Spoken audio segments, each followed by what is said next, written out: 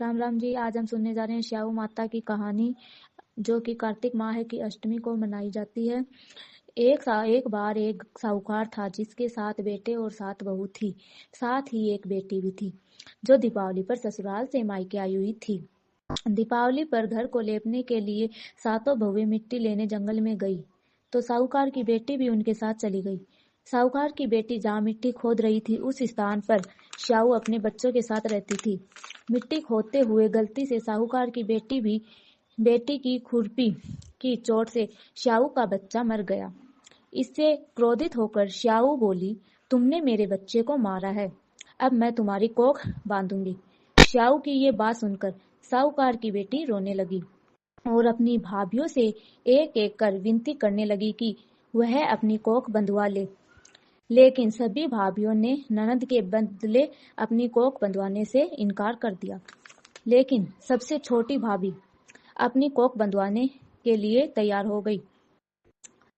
इसके बाद छोटी भाभी के जो भी बच्चा होता, वह 7 दिन बाद मर जाता। इस तरह एक के बाद एक उसके 7 पुत्र हुए, परंतु सभी मृत्यु को प्राप्त हो गए।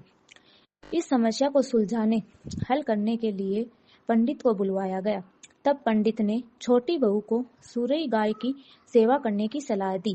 पंडित की सलाह मानकर छोटी बहू अगले ही दिन से सुबह सुबह गाय की सेवा करने चली जाती। गाय का गोबर आदि साफ कर देती, उसे चारा डाल देती और साफ पानी भर दिया करती थी। ये सब देखकर सुरई गाय ने सोचा कि ये सुबह सुबह मेरे कार्य कौन कर जाता है, जल्दी उठकर देखना पड़ेगा। अगले दिन सुरई गाय सुबह सुबह तड़के उठकर बैठ गई, तो देखती है कि साहूकार की छोटी बहू आई और उसका गोबर उठाकर चारा डालकर साफ पानी भरने लगी।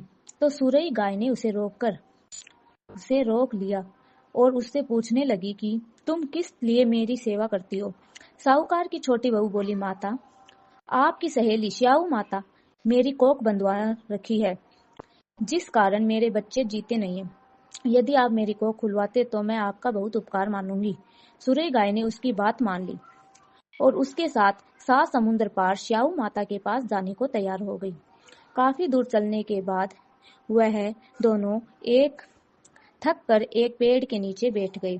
उस पेड़ पर गरुड़ पक्षी का घोंसला था, जिसमें उसके छोटे छोटे बच्चे थे। तो साहूकार की छोटी बहू ने देखा कि एक सांप उन बच्चों को खाने के लिए आ रहा है, तो उसने उसको मार डाला।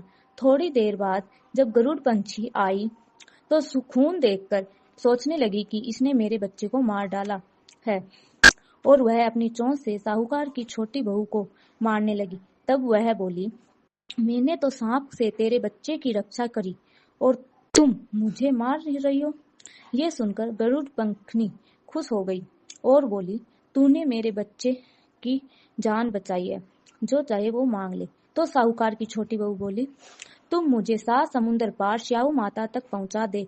गरुड़ पंछी ने अपने पंखों पर दोनों को बैठाकर श्याऊ माता तक पहुंचा दिया। श्याऊ माता सुरई गाय को देखकर प्रसन्न हो गई और बोली, आओ बहन, बड़े दिनों में आई हो।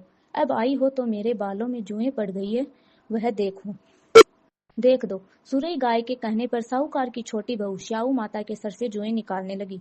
छोटी बहू ने श्याऊ माता की सारी जुएं निकाल दी, जिससे खुश होकर उन्होंने उसे आशीर्वाद दिया कि तेरे 7 बेटे और 7 बहुएं हो।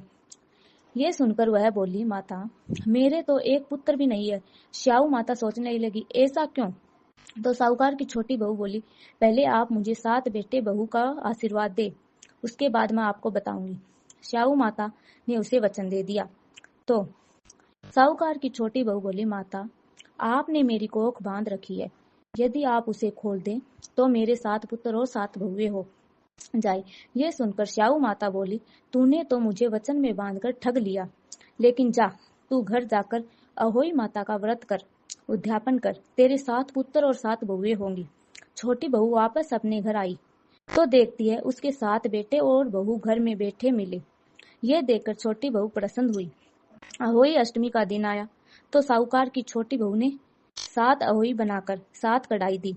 उधर उसकी जेठानियों ने कहने लगी कि जल्दी जल्दी सब पूजा पाठ कर लो, अभी छोटी बहू का रोना धोना शुरू हो जाएगा। पूजा के बाद भी जब छोटी बहू की कोई आवाज नहीं आई तो उन्होंने जानकारी लेने के लिए अपने बच्चों को भेजा। बच्चों ने वापस जाके अपनी माँ को बताया कि वहां तो अहोई अष्टमी के उद्यापन का कार्यक्रम चल रहा है। ये सुनकर सभी जेठानियां दौड़ी दौड़ी छोटी बहू के घर पहुंची तो देखती है छोटी बहू के आंगन में उसके 7 बेटे और 7 बहुएं हैं और छोटी बहू उद्यापन का कार्यक्रम कर रही है। ये देख वह छोटी बहू से पूछने लगी तो छोटी बहू बोली, मुझ पर अहोई माता की कृपा हुई है। हे अहोई माता, जैसे पहले साहूकार की कोख की छोटी बहू की कोख बांधी वैसे किसी की मत बांधना, और बाद में जैसे उसे 7 पुत्र दिए लंबी आयु दी वैसे ही इस कथा को कहने वाले, सुनने वाले, ओंकारा भरने वाले सब पर कृपा करना। जय अहोई माता।